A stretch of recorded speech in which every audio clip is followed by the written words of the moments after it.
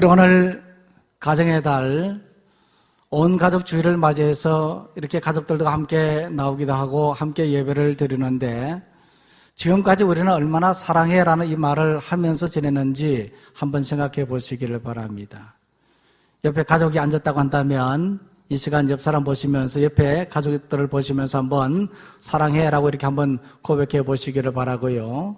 그리고 가족이 아닌 분들은 주님 안에서 사랑합니다, 이렇게 한번 이 시간 인사해 보도록 하겠습니다. 한번 인사해 보시죠.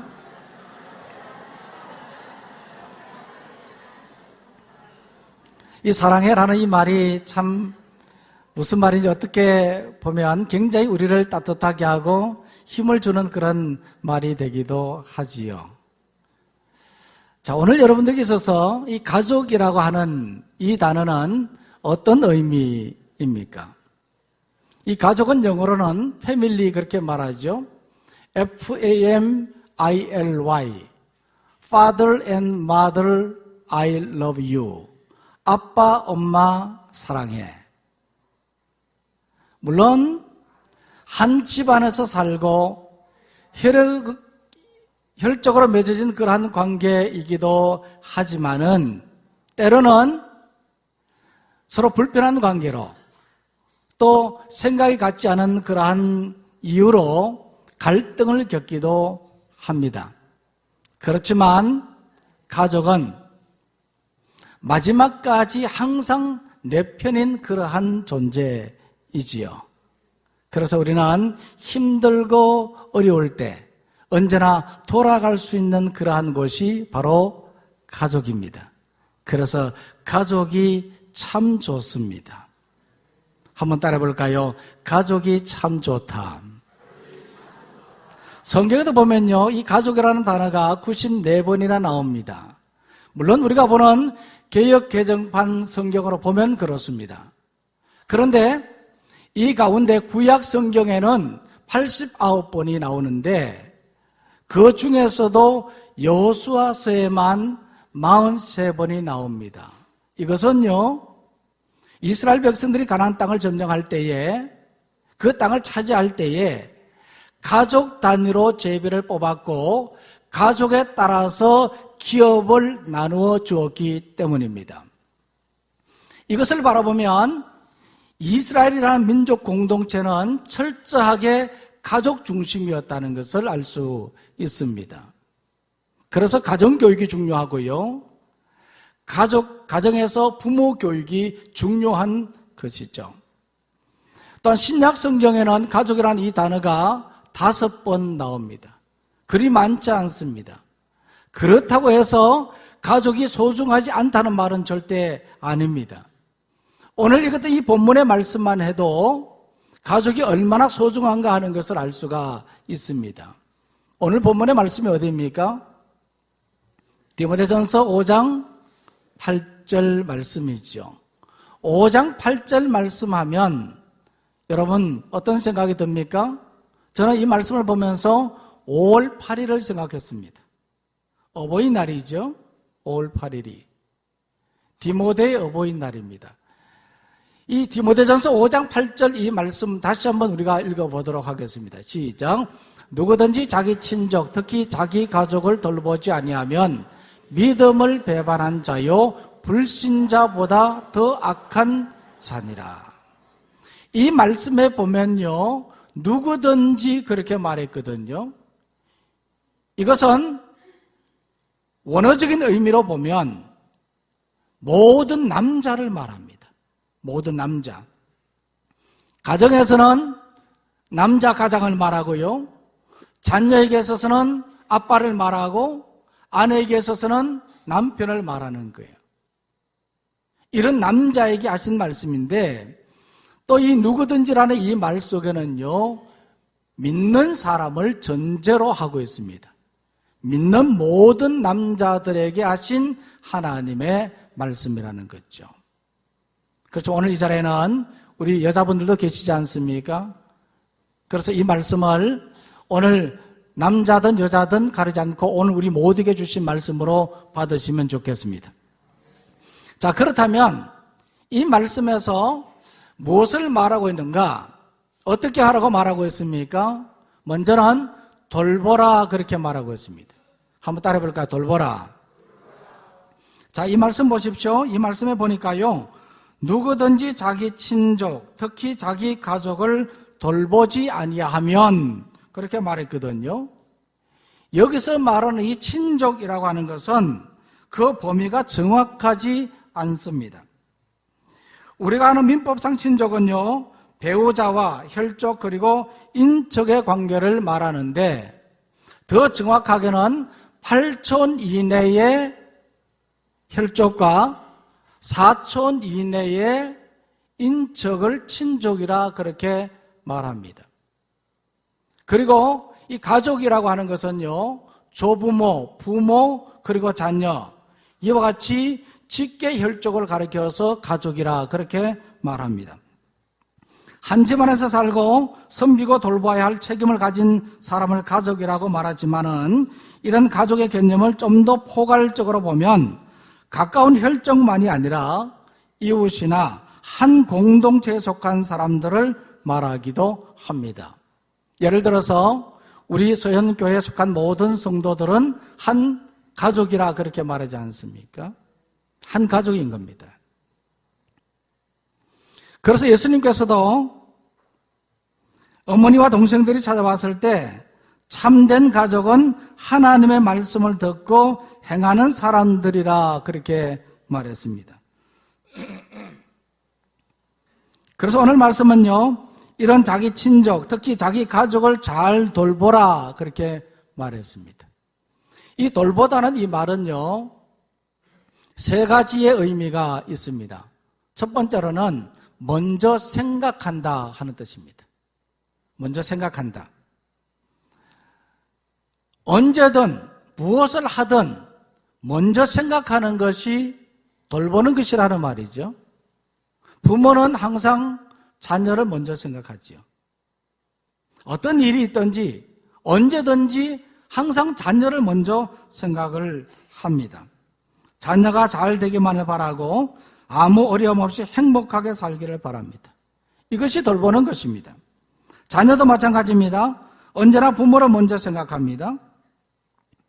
부모님의 건강을 먼저 생각하고 부모님이 평안하게 살기를 바랍니다. 이것이 돌보는 것이라는 말이죠.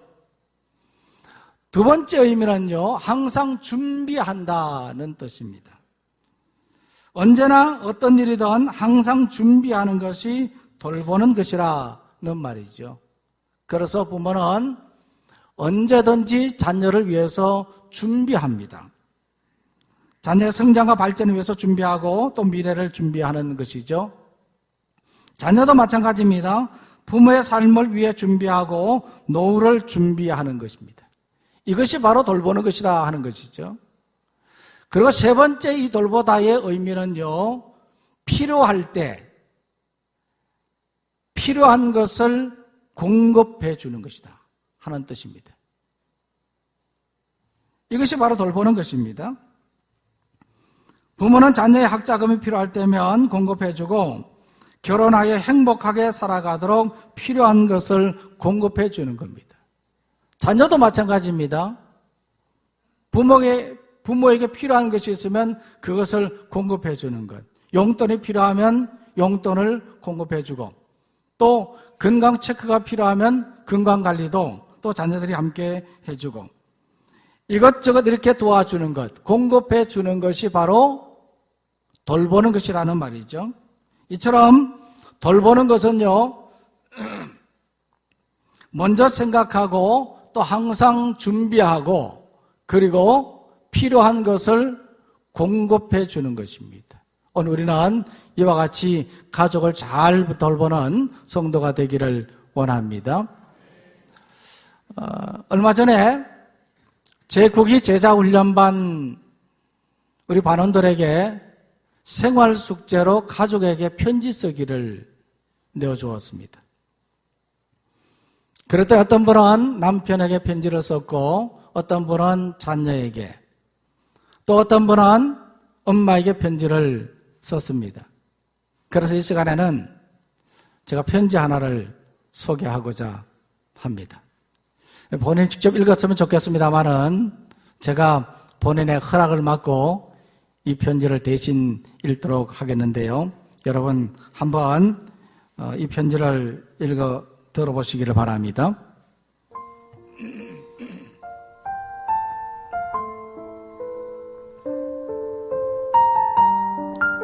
사랑하는 내 딸 시온에게,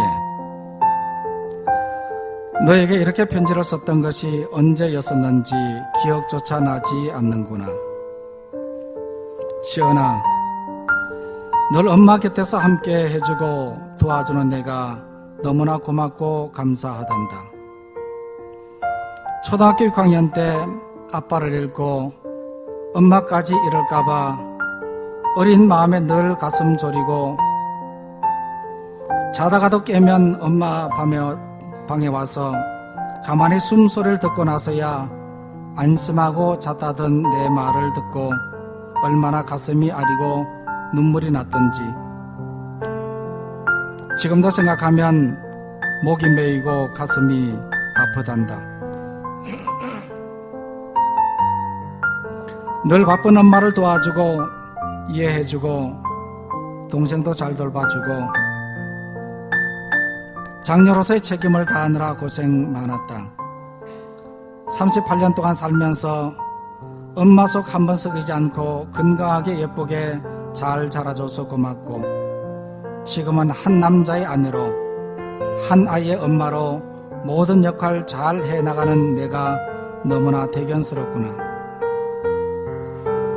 또한 사랑스럽고 예쁜 우리 손자 은찬이 탄생시켜 준 것이 엄마에게 너무나 큰 행복이고 기쁨이었어. 이제 은찬이 동생 8월 말경에 출산할 텐데 건강하고 예쁜 아기 순산하게 해달라고 주님께 열심히 기도하렴. 엄마도 많이 기도하고 집안일도 많이 도와줄게. 사랑스러운 우리 은찬이를 비롯하여 우리 가족 지금 너무나 행복하여 세상 부러울 것이 없을 만큼 내 마음이 부자인 것 같구나. 나의 소망은 항상 이렇게 서로 아껴주고 사랑하면서 건강하게 사는 게 소원이야. 이런 행복 주신 우리 주님께 늘 감사드리면서 열심히 기도하고 믿음 안에서 평안하기를 소망한다. 딸 사랑해. 5월 7일 엄마가. 주신 둘째 아기 잉태한 기념으로 용돈 함께 보내니 임산부 복 사입고 맛있는 것 많이 사먹길. 제가 이 편지를 읽으면서 참 감동적인 눈물을 흘렸던 것은 혼자서 두 아이를 잘 키운 것도 있지만은 믿음 안에서 살아가며 행복하게 하루하루 지낸다는 겁니다. 그리고 또 감동적이었던 것은 추신의 내용입니다. 둘째 아기 잉태한 것을 기념으로 용돈을 준 것이죠. 돈을 영어로 여러분들 뭐라고 말합니까? money라고 말하잖아요. money.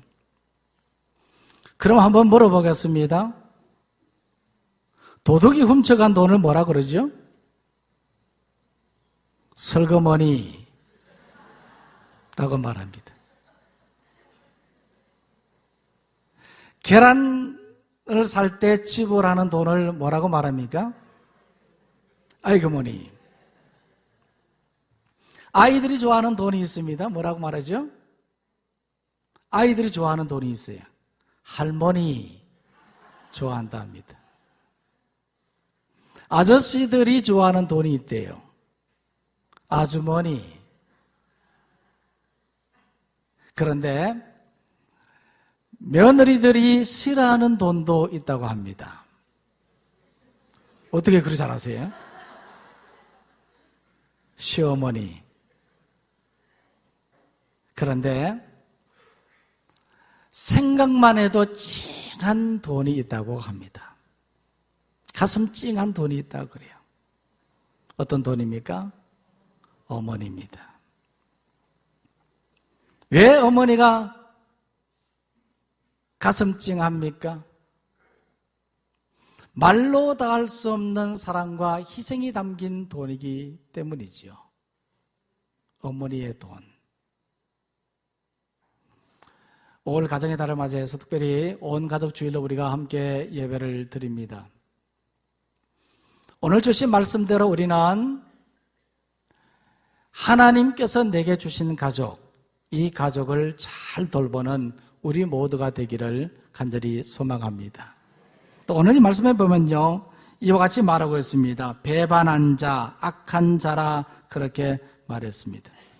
믿음을 배반한 자요 불신자보다 더 악한 자니라 그렇게 말했습니다. 누가 말입니까?